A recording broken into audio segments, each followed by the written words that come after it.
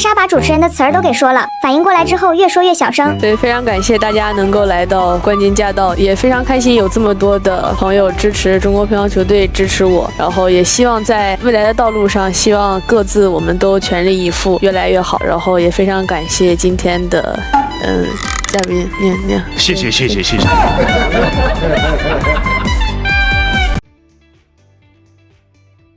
先跟我们抖音的朋友们打个招呼吧。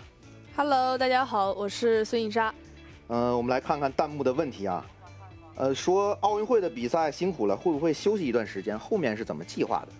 对，我觉得还是肯定会有一些短暂的休息吧。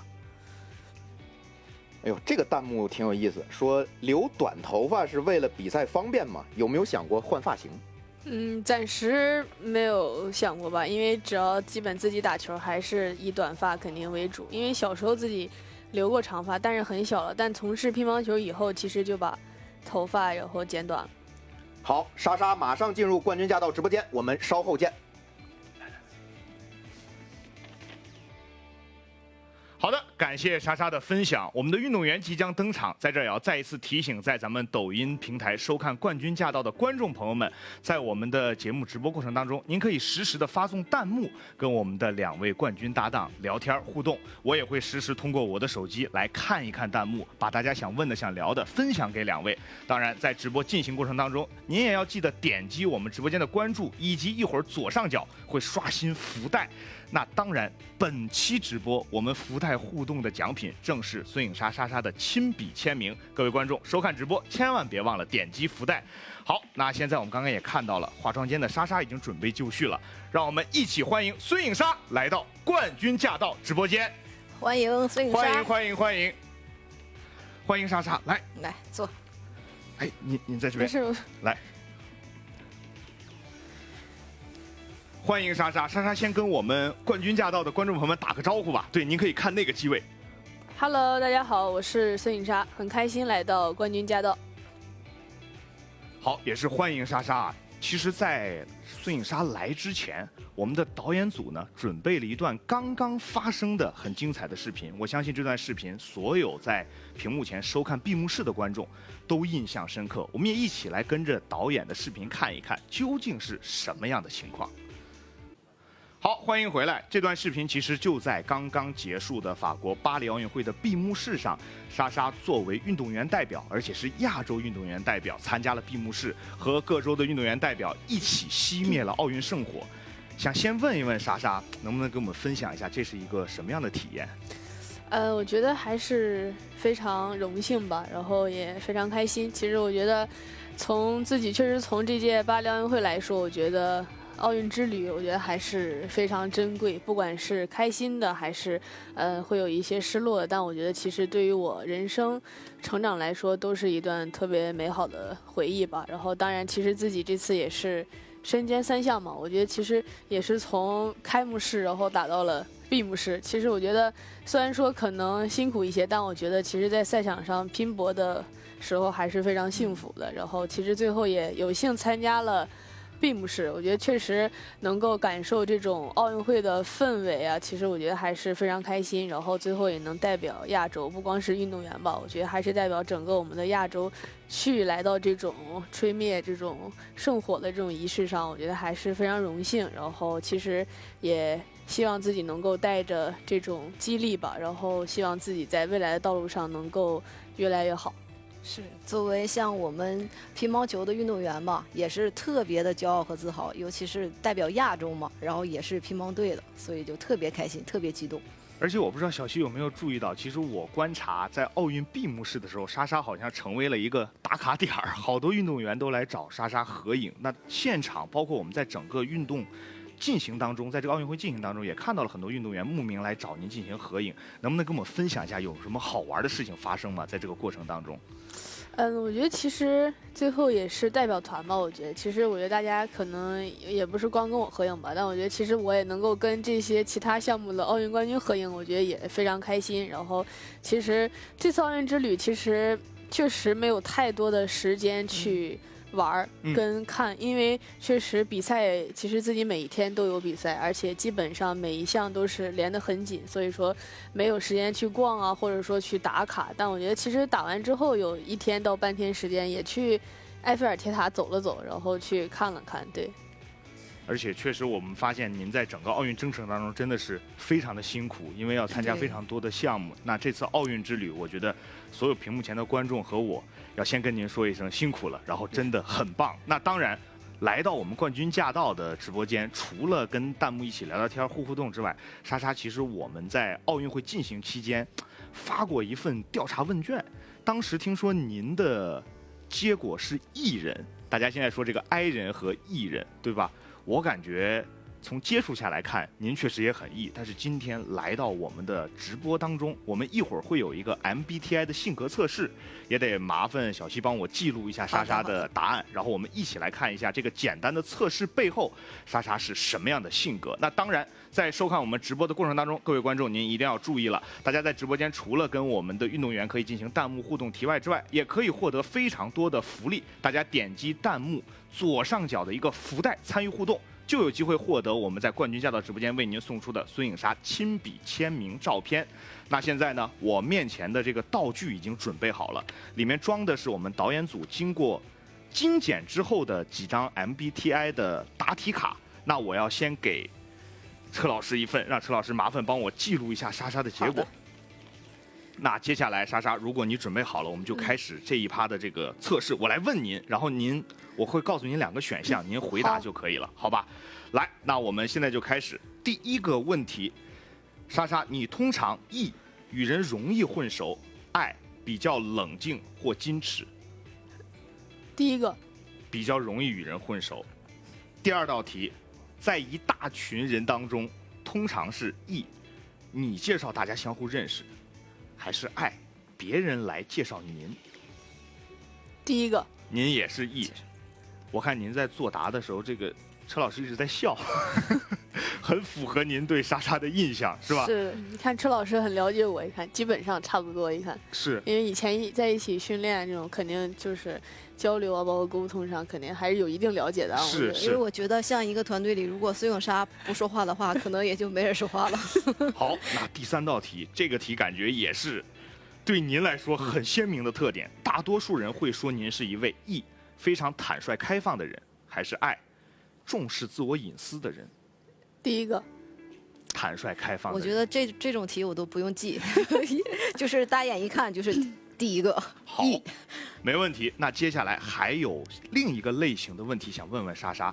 一般来说，您和哪些人比较合得来 ？S 现实的人 ，N 富于想象力的人。S 现实的人。各位观众也可以在弹幕上发出您的一个答题结果，看看您最后测出来的这个结果是什么样的性格。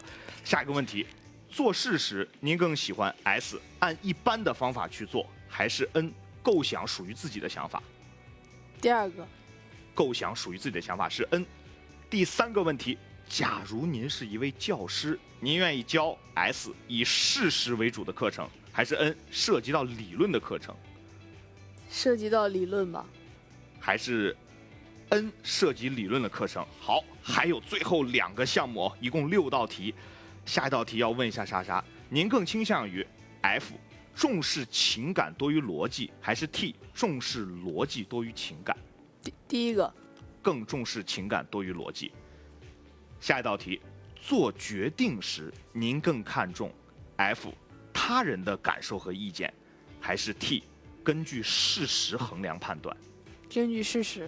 T 这个项目的最后一道题，您更经常会 F 情感支配理智，还是 T 理智主宰情感？第一个是什么？情感。情感支配理智。情感。第2个是理智主宰情感。更理性还是更感性？我感觉我应该更理性吧。理性。就是 T 理智主宰情感。最后一个类型的问题，还有最后3道题哦，莎莎。您平常按部就班的做事 ，J 合您心意 ，P 令你感到有些受到束缚。按部就班。还是 J 比较合您心意？下一道题，当您面临任务时，您会 J 开始前就小心的组织计划，还是 P 边进行这项任务边寻找需要做什么？有计划。还是这开始前就组织好计划？那最后一道题，您认为自己是一位这比较有条理的人，还是 P 相对随心所欲的人？第二个，比较随性的。比较随性的人。好，那最终也麻烦我们的车老师告诉我一下莎莎这个测试的答案。最终的结果是 ENTJ。ENTJ 这个性格的诠释是指挥官，它的含义是莎莎大胆、富有想象力且意志强大，是生活和工作中的领导者，总能在遇到问题的时候找到或者创造解决问题的办法。准吗？准吗？还可以，挺准的。因为这个，您觉得还挺准的？挺准的。因为这个测试它毕竟是有一个非常庞大的题库，然后我们导演组把比较具有代表性的问题筛选出来。如果屏幕前的各位对我们的 MBTI 的性格测试有任何的兴趣，您也可以上网去搜索那个完整的版本。但是我感觉这个让车老师评价一下，跟您心目中的莎莎基本上是一致的。其实我一直以为我是个 I 人，但是我测出来是个 E 人，可能就不太一样。因为也是前天，当时也是，想让我测一下嘛，然后我测出来的是 E 人，对我自己有点没太想到。我觉得这个每个时代就是心里的想法是会变化的。而且可能随着当前的一个状态，在做这个测试的时候不太一样。但是我觉得莎莎这个很准，而且符合大家对莎莎的一个看法。我看很多这个弹幕说准。很准，没有问题，很准。那当然也再一次提醒各位，在我们的直播进行过程当中，您可以实时的点击左上角的福袋发放图标。我们冠军驾到在直播的过程中会随时为各位幸运的观众抽出属于莎莎的专属亲笔签名好礼，届时只要您足够幸运，就可以把这份好礼送到您的手中。那接下来我们做完了这个性格测试，又到了咱们冠军驾到一个比较独特的环节，我们将展示几段有关莎莎的图片或者视频，而且这些图片和视频其实观众们挺熟悉的，都很有意思，让我们一起来看一看。那先让我们的导演，我看莎莎看到这个片段直接笑出来了，您能给我们分享一下这些片段背后的故事吗？对，因为其实颁奖的时候确实是那个设计来说。对自己先去说出来的，然后当时确实我们也在想，就是以一个什么样的庆祝去上台，因为我觉得团体项目吧，然后因为其实自己之前也看过很多这种团体项目，我觉得他们上台的一种仪式啊，很有创造性，对，很有创造性，因为他不是自己上台，你想怎么样就是去展示，但我感觉其实团队嘛更多是合作这种，所以说当时我们三个其实在下面也一直商量，但最后我就想，哎，要不然咱们就先把脚搭上去，然后颠一颠，我感觉这样还是更有那种仪式感，而且也很符合我们仨这种性格跟年龄吧。所以说，当时我说完，我觉得他俩也一致认同，然后最后达成共识了。我们这个弹幕说，你看，不愧刚才测出来是指挥官。指挥官，对。平时在队里是这个整活担当吗？整活啊，无论是颁奖啊，还是说有一些活动，会不会是这种整活担当？就是您来出谋划策，给大家想想点子。就是说，都是你来出点子，然后他们两个去做。对，一般这种我觉得也分事儿，就是一般这种事儿就。我们的这个观众一直在刷，莎莎能不能看看我？他们想让您对着这个镜头跟他们聊。好。没事，您可以继续。就一般这种都是您来安排。一般这种搞笑啊什么的娱乐好像都我偏多一点，但正经事儿我发现少。没，您这个说的那正经事儿您也非常重要。颁奖是最正经的事儿。对呀，颁奖可能对于屏幕前的观众来说，真的太重要了这个场合，所以我们也感谢莎莎能够在领奖台之前给我们带来这么有趣又可爱的一个颁奖环节。那当然，我们导播其实还有一个片段，我们也一起来。从开幕式打到闭幕式，几乎每天都有比赛，14场比赛，61局较量，堪称咱们中国乒乓球队巴黎奥运会期间的劳模。我觉得这样的一份数据背后，我们也想让莎莎对着镜头分享一下自己在如此紧密的过程当中是怎么调整自己本次奥运会的状态的。其实。就像我刚刚说的，我觉得其实能打3项，然后其实从第一天打到最后一天，我觉得虽然说肯定身体上会有一些疲劳和累，但我觉得其实都还是很幸福的，因为我觉得在赛场上其实首要为国而战，然后包括想要完成自己的目标梦想，我觉得都是很幸福的。所以说不会说很累，或者说有疲惫的感觉。但当然，其实身体我觉得出现一定的疲劳其实很正常。然后再其次，我觉得其实。在比赛的过程中，我觉得从第一天到最后一天，其实每一天的心情我感觉都不一样，因为确实都会有起伏啊，就是每一天可能起来有时候是开心的，有时候是失落的，但我觉得其实都还是挺美好的回忆，因为我觉得奥运会毕竟也是4年一次，而且其实随着自己现在慢慢年龄的增长，我觉得自己也在思想方面成熟了很多，所以我觉得其实也能够在每一天当中如何去调整好自己的状态，其实也有一定的经验吧，因为慢慢的对自己也还是有一定的了解了。所以说，我觉得不管最后成绩怎么样，但我觉得其实我觉得自己的首要任务，包括自己其实真正也做到了为国而战的这种成绩吧，我觉得。非常非常棒，而且刚才莎莎说，整个奥运会的过程对她来说是一份宝贵的记忆，但我相信对屏幕前的各位粉丝和球迷来说，您这61场比赛对我们也是非常非常宝贵的记忆。而且刚才弹幕都在刷说，既希望看到莎莎，但是又怕莎莎太累了，有点心疼。有什么想回应这些粉丝吗？其实像奥运会这种比赛啊，就是他的精力和体力消耗是很大的。看似是每天一场比赛，但是你要去做充足的准备。这个一般人来说，包括还有3项嘛，他每一项的心情都不一样。我觉得莎莎能做到这样，真的是就是很坚定、坚强，然后也是很伟大，真的。而且就像弹幕一直在说的，莎莎辛苦了，真的很棒。那当然，在看过了这2个瞬间之后，我们导演组还准备了一些更多的片段跟照片，我们一起来看一下下一段素材是什么样的内容。这张照片是当时在混双的领奖台上，钟朝韩3方的选手合影。这一幕事后被大家认为非常非常的温馨，而且很好的诠释了体育无国界。莎莎能不能简单给我们回忆一下当时的情况？对，因为我觉得其实大家去合影的时候，还是为了纪念这种美好的时刻嘛。然后其实当时，我记得林中勋是在这边先合了一张影，然后我说稍微换一个角度，因为其实也想把索玲女士跟刘主席其实都拍进去，因为我觉得其实都很有纪念意义嘛。然后所以说当时也是换了个角度，然后把他们俩还有后面的一些观众，其实相当于就是都把大家对能够照进来，我觉得对。而且这张照片的传送程度非常的高，那天直接刷爆网络，也让大家感受到了体育竞赛当中可能在成绩尘埃落定之后，运动员之间这种彼此惺惺相惜，一起留下美好瞬间的感动。那当然，其实我们也知道，看过刚刚这个混双的颁奖仪式，在混双的比赛开始之前，网络上还有一段比较火爆的讨论，是关于我们面对不太熟悉的神秘之师朝鲜的时候，尤其对方有一个长焦的打法。而当时我们也看到，在网上有一些前辈可能跟您也进行了一些关于长焦的锻炼，能不能给我们稍微讲一讲这个长焦的打法，以及当时面对这只神秘之师的心情呢？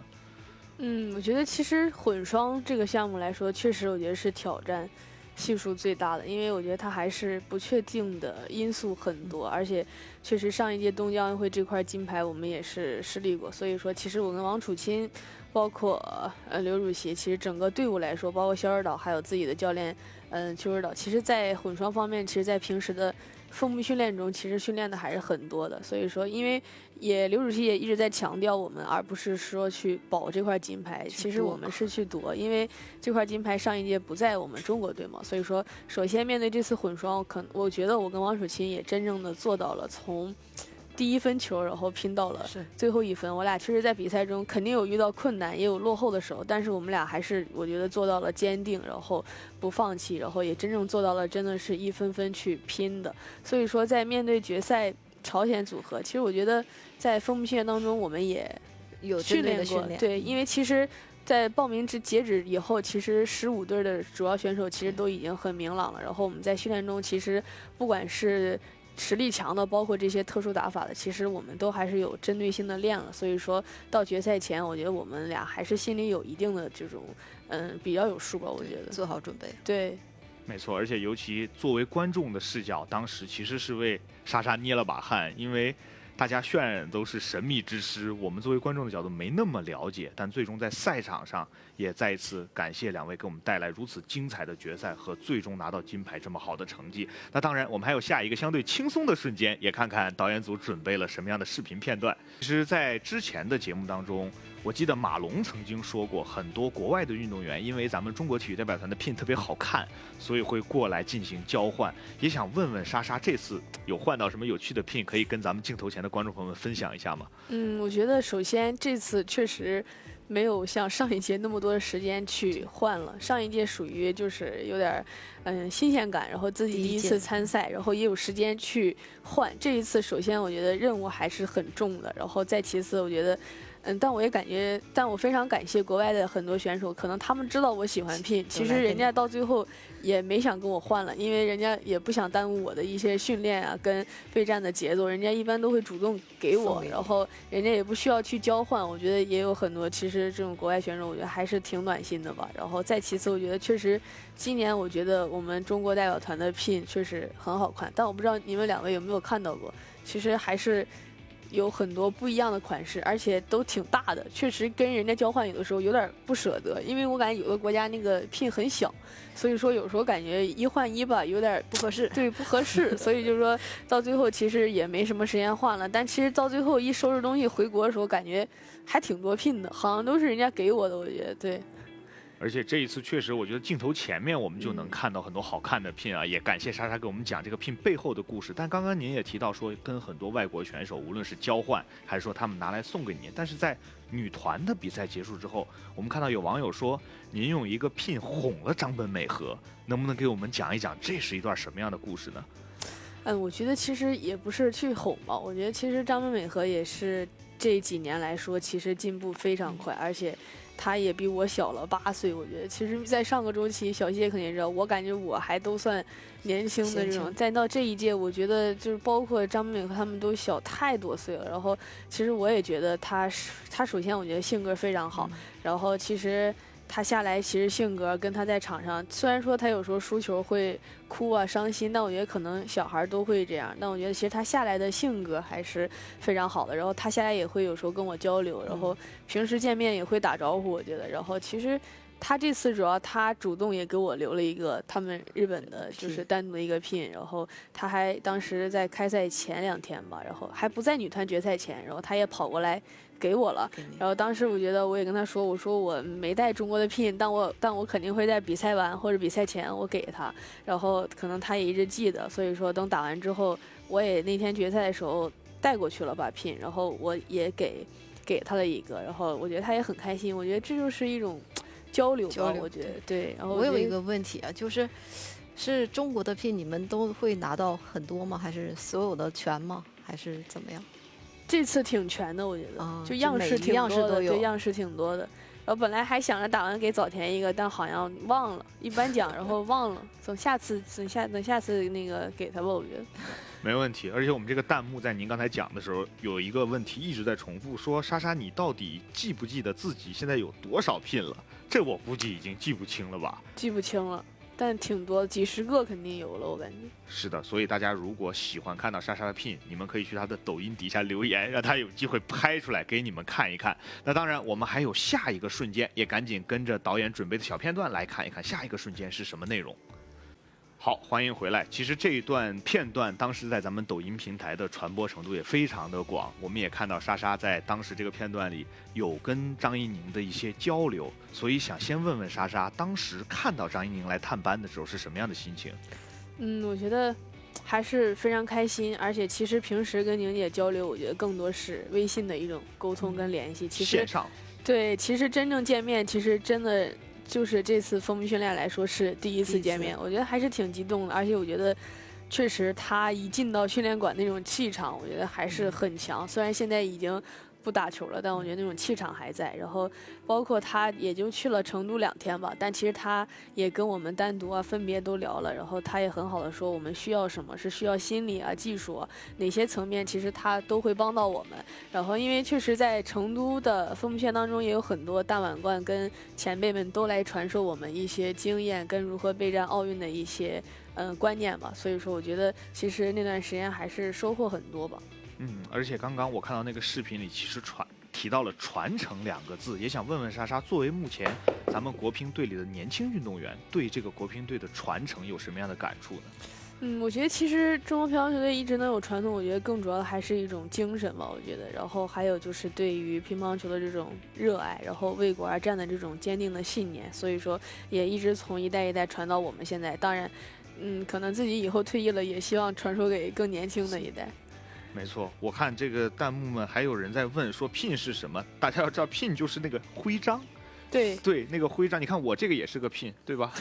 这个也是个pin，就是这个徽章啊。所以如果大家下次想看的话，可以再给莎莎留言。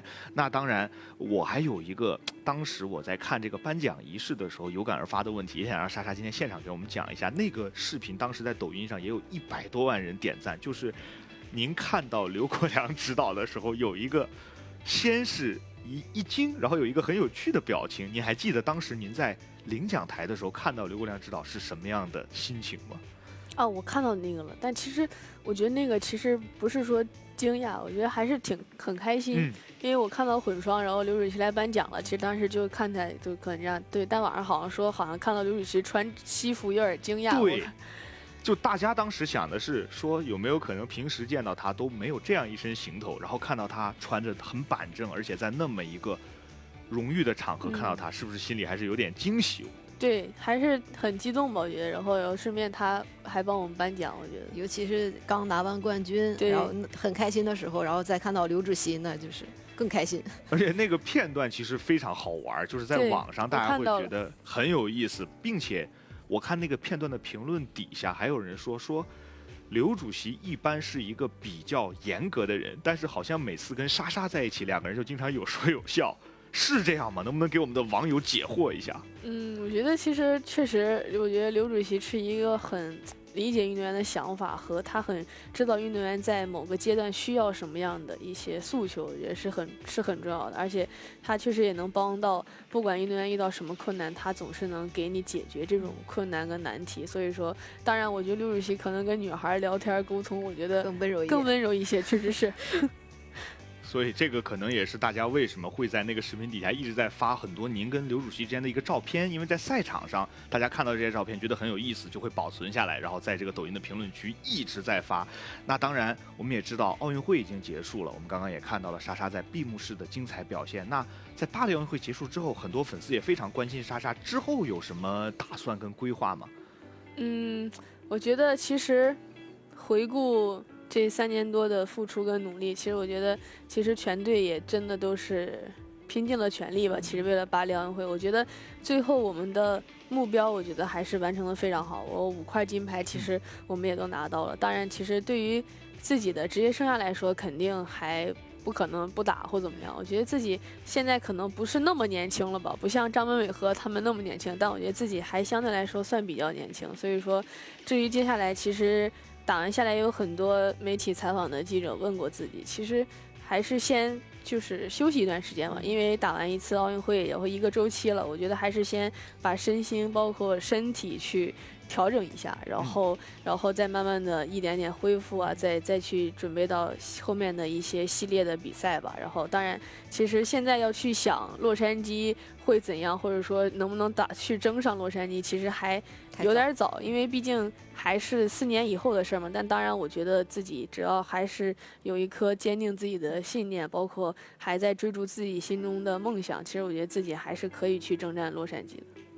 感谢莎莎的分享。那当然，不知道2位有没有注意到，其实在我们聊天的过程当中，莎莎你看角落里有一位老师一直在一张画布上涂画画，他其实是我们真相团的绘画老师。每一期呢，老师会根据我们冠军驾到来的嘉宾在聊天的过程当中，为您现场创作一幅画作。那现在我们一起把老师请到我们的舞台中央，来看看本期冠军驾到老师给我们准备了什么样的作品。来，好，老师您可以30分钟就画完了。是，老师您可以坐到莎莎身边。好。那能不能先给我们讲一讲老师这幅画作背后的创作灵感以及含义？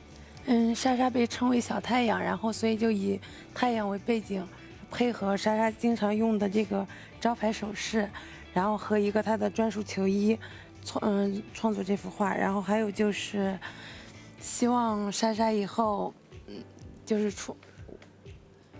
不好意思啊，有点紧张。没事没事，您说。因为我有点好了，我不说啊。老师有点太激动了，有点激动，因为莎莎老师对我期望还没说完呢，老师就希望莎莎以后生活里开开心心，永远明亮，像太阳一样。谢谢老师，谢谢老师。而且老师确实来我们这个冠军驾到这么多期，这是我见老师最激，老师已经不好意思了，这是我见老师最激动的一期。不是因为我在网上看的他，就是感觉很可爱，然后现在看又没那么可爱，不是可爱加漂亮，没那么可爱加漂亮，眼睛像葡萄一样，我早知道就画你正面了。你这个很有创意，挺好的，谢谢，非常喜欢，谢谢您。好，那接下来我们也老师。您留下步，我们也麻烦莎莎先在这幅画上签上自己的名字。来，我们让我们的道具组把我们的道具送上来。可以干的。哦，来，给您。这块可以签是吧？这个笔，拿黑笔。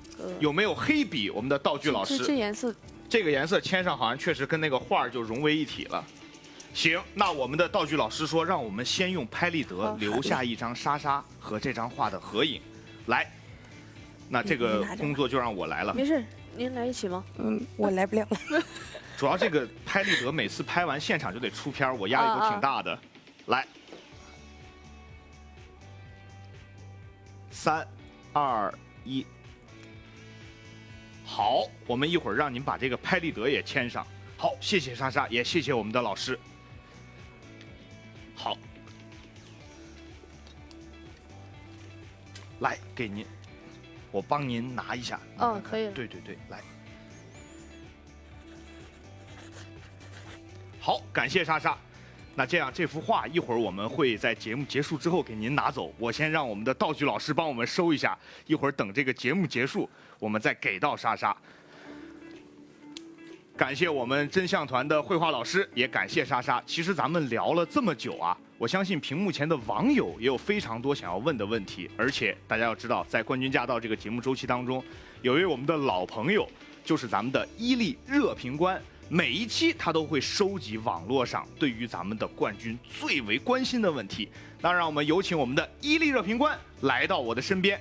热评官你好 ，Hello， 哎呦，又见面了。这一个节目周期过去，热评官这个身材没什么变化啊，保持得很好，保持得很好。好，谢谢你，热评官，去吧。希望接下来的冠军驾到还有你相伴，再见。哎。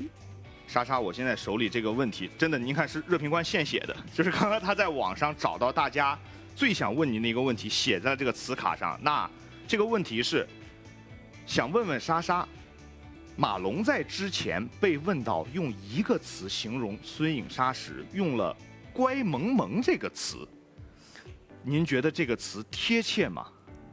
我觉得挺可爱的，我觉得还挺好的，挺好的，听起来我觉得还是挺好听的，但也挺符合的，我觉得也挺符合的。那如果现在给您一个机会，用一个词形容马龙，您要对着镜头对马龙说一个形容词，会用什么样的词？一个词就可以。那肯定是伟大。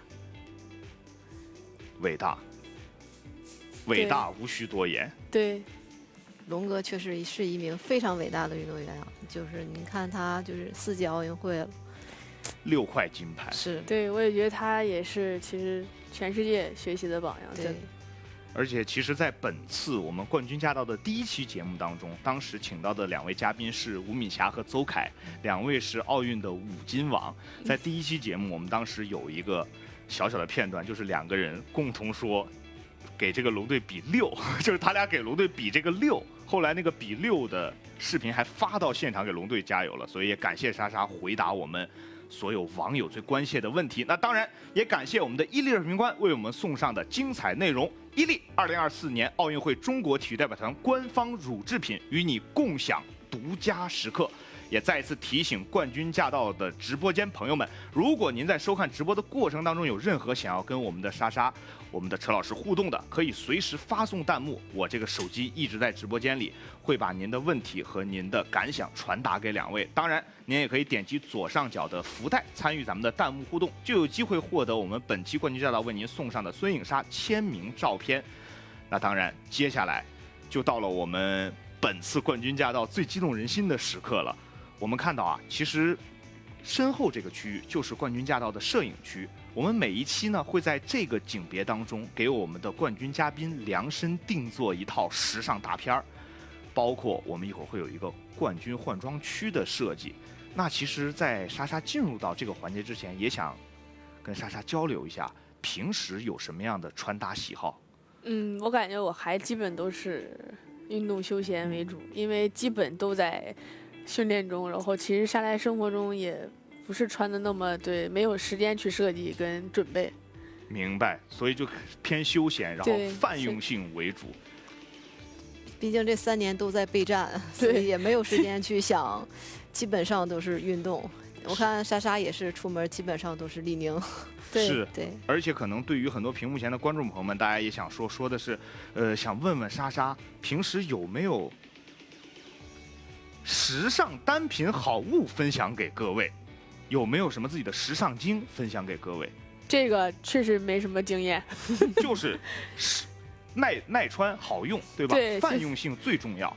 那当然，既然今天来到了咱们冠军驾到，我们呢也有一位造型师已经准备就绪了。那接下来莎莎就麻烦您先移步到我们的造型区，来看看造型师今天给您准备了什么样的服装。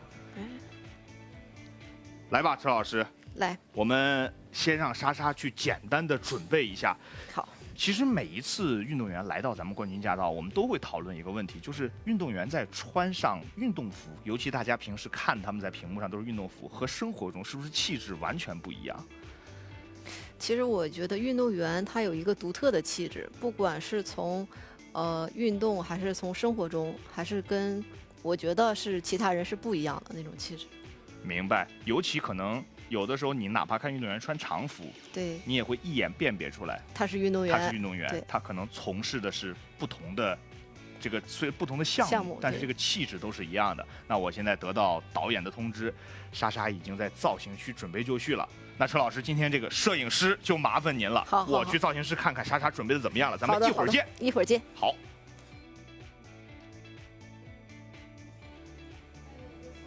Hello， 抖音的用户朋友们，大家晚上好，我是造型师一文，今天为莎莎准备了一些时尚感十足的运动造型，那么也欢迎抖音的用户朋友们和莎莎一起挑选一下。好，造型师您好，莎莎，Hello，我回来了。那麻烦造型老师先给我们讲一讲，今天身后衣架上这些衣服是出于什么样的情况下准备的，以及您准备的灵感是什么呢？因为我们想把运动和时尚做一个结合，所以提供了2个思路，一个是这种运动机能风，它就是会是这种颜色比较鲜亮的机能感外套，然后比较硬壳的这种感觉。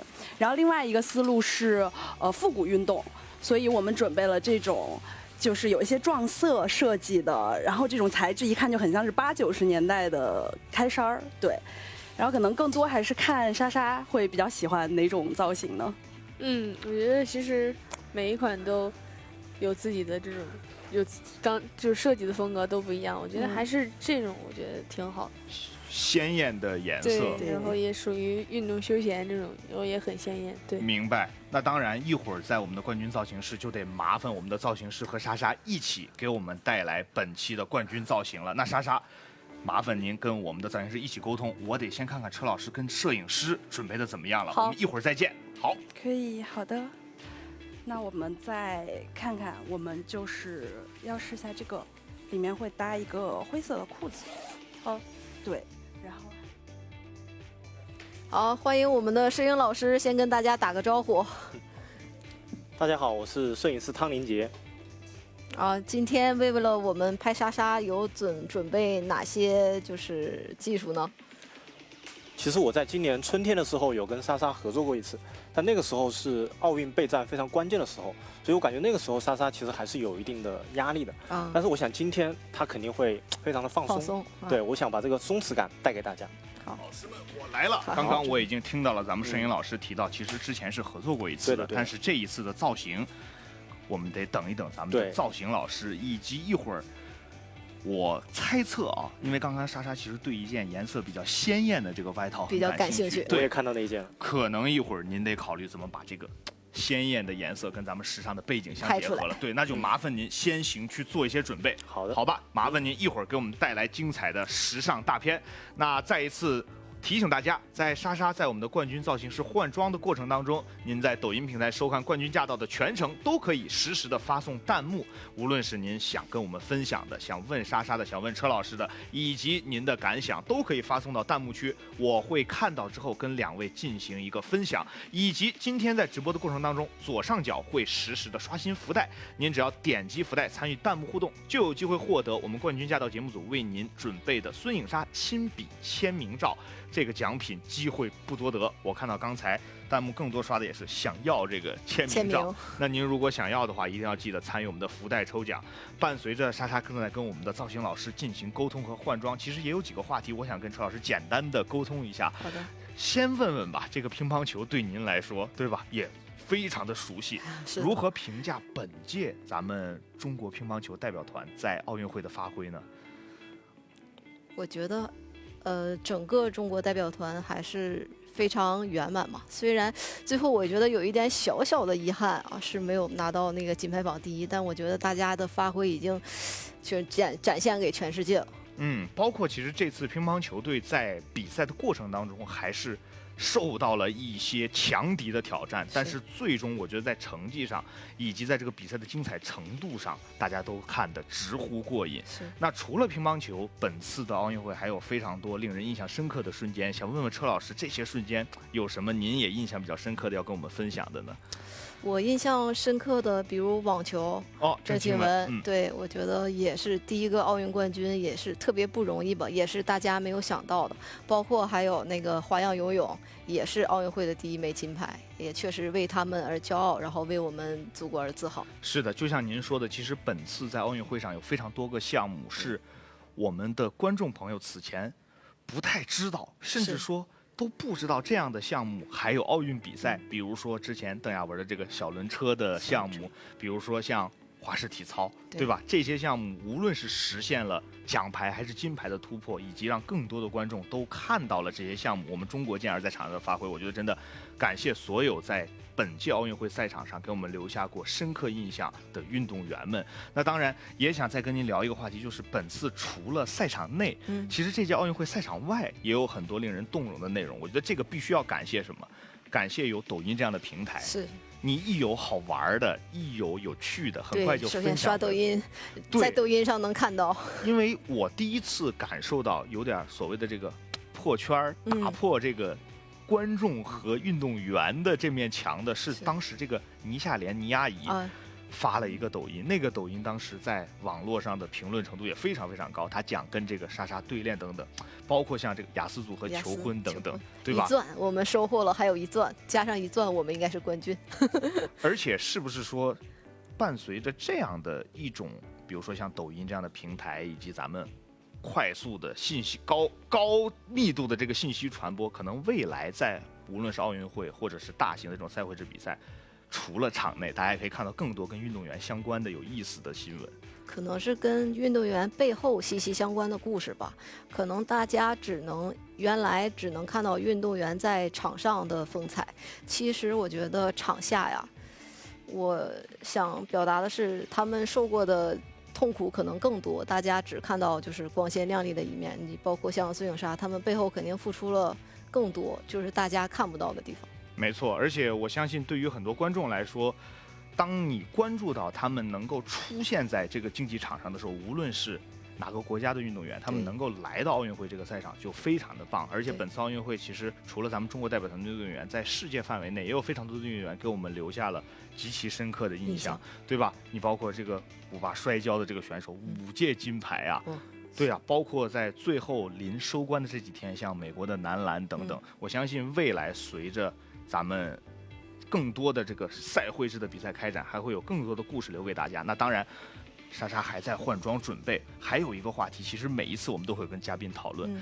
就是想问问，对于莎莎来说，因为您认识她的比较早，她在这个生活中和在平时我们屏幕上看到她有什么区别吗？私下里有没有什么好玩的小故事可以跟我们分享？其实给我的感觉，就像我刚开头说的，我认为他是非常干净的，是内心非常干净，是因为他不管是外界或者是怎么样，他就内心就是做自己，包括每天练球，他也是每天都是自己给自己自律，然后自信，就是大家其实看表现也能看到出来。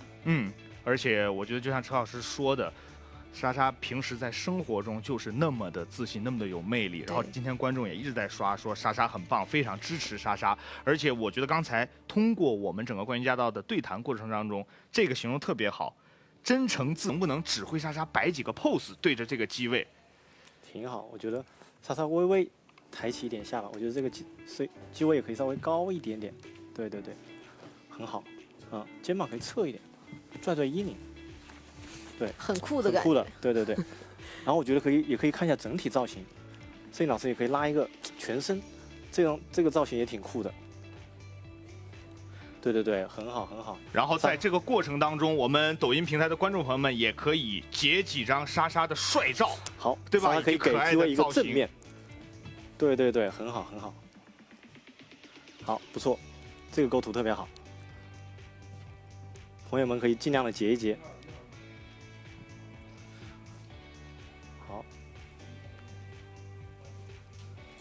好，这个时候大家可以赶紧摁动自己手里的截图键，来截下莎莎可爱跟帅气的瞬间。莎莎这个手机好了，观众们还是想看您的一个自拍视角。那我们给大家10秒钟的时间，莎莎可以对着这个手机镜头跟大家打个招呼，然后做一做表情。对，是这样。没事，这个屏幕的背面有千万的观众。嗨，我来点一下屏幕，帮您对个焦。好，感谢你们的这个建议啊，是有点虚。好，现在对上了，没问题。妈，真的。莎莎可以看着这个摄像头。嗨。对，打招呼。莎莎有没有什么话要跟镜头前的观众朋友们说的？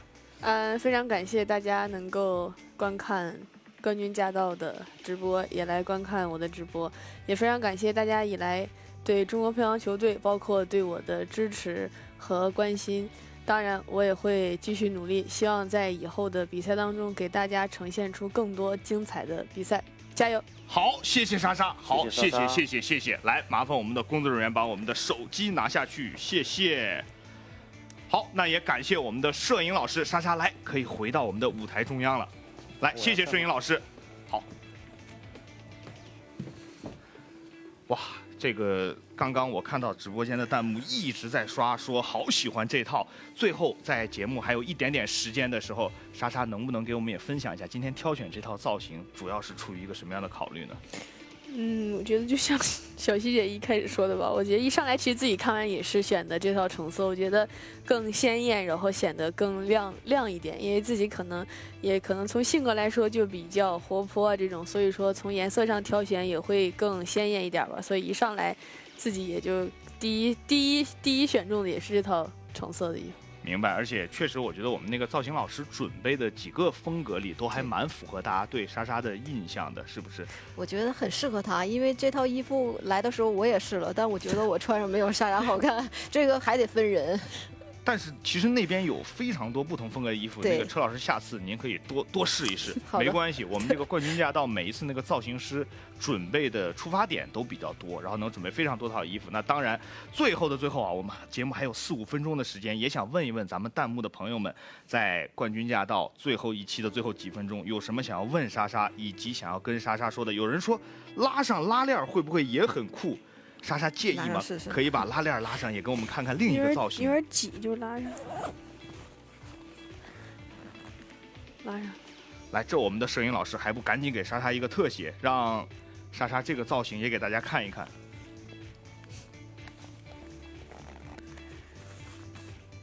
而且很多这个观众朋友们也在问说，平时是不是作为运动员，就是在穿上运动服的时候的时间会非常非常多？基本都是。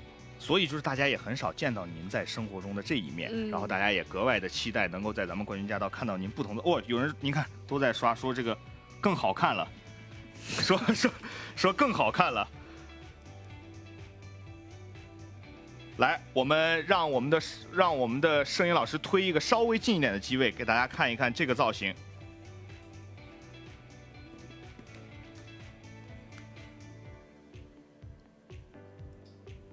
大家都在刷说，莎莎休息的时候能不能给我们拍拍 Vlog？ 作为宠粉的你，怎么回应我们的粉丝朋友？好，我争取在这段休息的时间里给大家多拍一些素材。而且大家也别忘了，你们光问，你们一定要记得今天点进这个共创团队，给我们的孙颖莎的抖音点关注，对吧？你别光问完没点关注，到时候人莎莎更新了你都没看见。大家都在，您说完这个，大家说敬业莎太敬业了。当然，还有很多观众啊，希望您在本届奥运周期结束之后先好好休息，说不急，我们等你，等着您到时候给我们带来 Vlog， 然后也很期待。好，那而且我看弹幕一直都在刷这个，大家给您起了一个外号叫小豆包，您对这个外号您喜不喜欢？小豆包啊，估计可能看我又小是吧？有点胖乎吧，小豆包。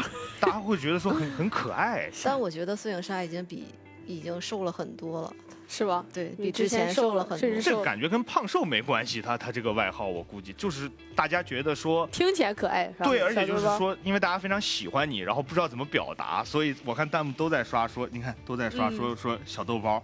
那当然也期待着在得到休息之后，莎莎在抖音给我们更新一些好玩跟有趣的内容。那节目的最后也想问一下两位，有什么想跟我们观众朋友们说的吗？因为这也是我们奥运周期最后一期冠军驾到了。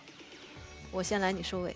好，就是感谢大家收看这个节目，然后也感谢孙颖莎能来到今天冠军驾到这节目，也感谢大家支持中国乒乓球队。对。对，俺也一样，是吧？这个您是俺也一样。对，非常感谢大家能够来到冠军驾到，也非常今天自己也非常开心，然后其实也非常开心有这么多的朋友支持中国乒乓球队，支持我，然后也希望在未来的道路上，希望各自我们都全力以赴，越来越好。然后也非常感谢今天的嘉宾，您谢谢，也非常感谢小希姐，我觉得在一起聊天其实特别的开心快乐，然后也希望我们以后经常在一起聊天。好，那最后也感谢两位对于我们直播间各位的寄语，因为最后我看到在冠军驾到直播间有接近2300万人在收看我们的直播，那在这儿我们也要告诉您，本期节目